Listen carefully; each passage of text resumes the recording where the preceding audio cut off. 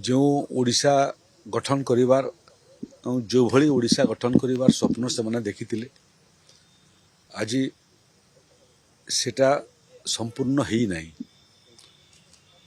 आम जिते छात्र थिलु छोट छोट थिलु स्कूल रे पढ़ुलु से समय मधु बाबू बाबद पढ़ीलु एवं गोटे पंक्ति थिला पाठ पढ़ी वकिल हेबी कालिया घोड़े चढ़ी मधु बाबू संगे लड़ी।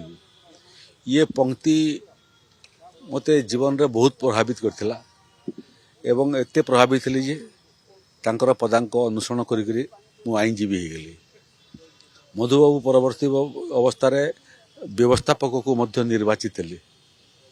आउ संजोग देखंतु मते मध्य व्यवस्थापक को निर्वाचित होवार सौभाग्य मिलला।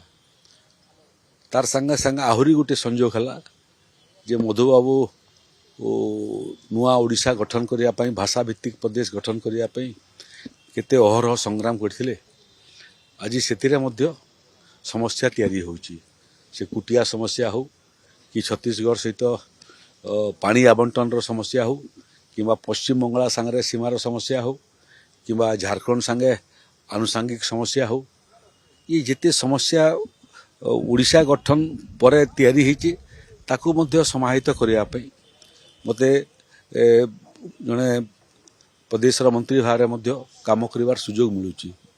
तेणु बोधे मधुबाबू बाबद पढ़िक मधुबाबू बाबद जाणिक जिते मोर स्वप्न थिला मधुबाबू काम को आकु नापी संजोग बशतः गोटे पर गोटे मिलूँ।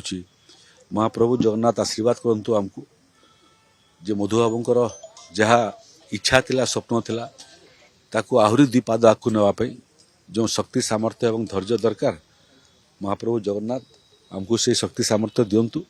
आमे ऋणी से ऋण परिशोध करने एवं श्रेष्ठ श्रद्धांजलि सेतेबेले हेबो जितेबाला एक विकसित ओडिशा समृद्ध ओडिशा आत्मनिर्भर ओडिशा एवं आधुनिक ओडिशा निर्माण हेबो। से काम ओडिशा सरकार लगी 2036 को लक्ष्य रखीचु ओडिशा गठन 100 वर्ष पूर्ति बेलू नुआ ओडिशा आधुनिक ओडिशा विकसित ओडिशा गठन करने पूरा ओडिशावासी सहयोग दरकार।